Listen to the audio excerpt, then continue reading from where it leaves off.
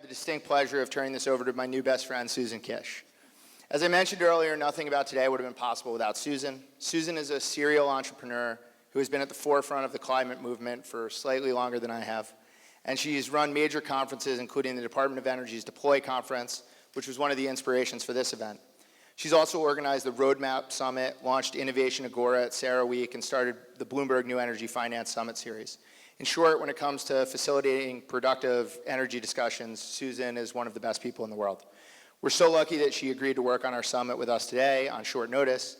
And as I tell her at the end of every call we have, I'm eternally grateful for everything she's done. With that, ladies and gentlemen, Susan Kish. So this is a large part of my philosophy about why these gatherings are so important, right? That in the right circumstances, groups are remarkably intelligent and often smarter than the smartest people within them. And so our job is to design those right circumstances, to make this the most effective use of your time, the best possible use. And that means a couple things. One is, are we asking the right question? Is this the right topic? And we just heard from Laura and Tim, yeah, this is very relevant, this is very urgent, and it's not just here. Just in the last week, 2 huge papers were done by Bain and BCG with large investors saying, it's all about resilience, it's all about adaptation. The second thing is, do we have the right people? And yes, we do. We thought maybe we'd get, 50.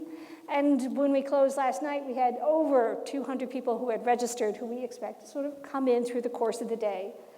This is your list of who's in the room. This helps us find, because as I could tell from the breakfast, this is a lot of reconnecting as well as new connections, as Tim encouraged us to do. So take that chance, meet those people, and make those connections. Our next thing is the content, right?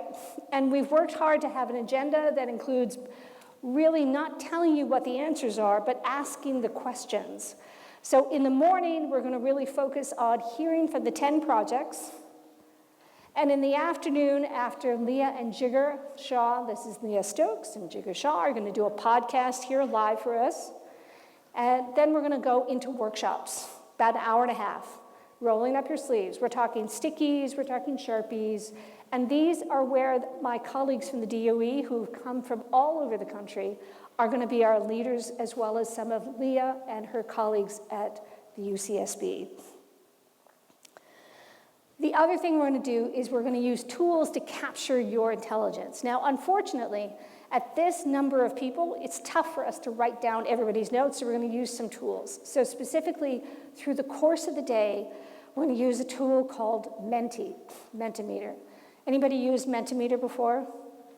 A handful, that's good. Okay, so everybody pull out your phones, right? And take a picture of this QR code. And we need everybody to do this, or the exercise doesn't quite work. And I'm going to ask Sonali to come on up here and help us do this. And you should get a sort of a nice screen showing up. I recommend you keep that open in your browser, because we're going to be doing it a lot during the course of the day. So we're good? All right, so we're going to ask you one question and then a follow-up. So this is related to what Laura was talking about. And have you ever lost power? We've got 5 buckets here. Yeah, no, you've never. You've lost it for less than 2 hours, more than 2 hours, more than a day, and more than 1 week. You may have to scroll down to be able to press the submit button. And as soon as you submit, see we're at 83 out of 103 people are logged in. It's going to that number's going to climb up. Oh, this is great. Now, I can tell you, anybody here who lost power for more than a week? What was it like? I was very young. Ice storm from '92 on the mid-Atlantic. It was kind of fun, but I think we mentioned it, you know. I bet. Anybody else lost power for a week? Yes, in the way back. I grew up on the Honor Summit, so it was pretty regular when we lost power for a week. But with snow, it's better because we don't need a fridge. But yeah. You might need some heat, though. Yeah, heat. Well, that's yeah. Right. I mean, the range here and the number is anybody. One person has never lost power. Who has that person? SCE guys. Sorry, no, just a joke. And it's really interesting, right? We have all undergone this, right? So now we're going to ask you why, right? What was the cause of you losing access to power?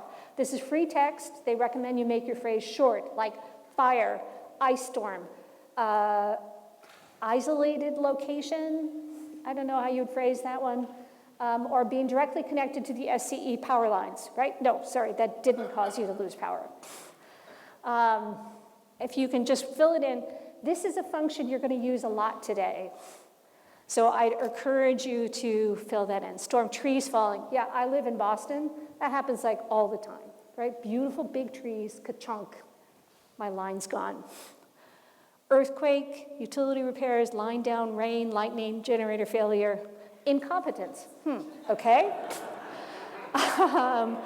Ice storm, fire internationally, power line failure, hurricanes, windy. A car hit a power pole and took down the power a very hot, really hot week. We're going to hear, before the break, a total of 5 presentations, starting with the CEC and then 4 projects. Each presentation has worked with a coach who will be their facilitator. And each presentation has 7 minutes.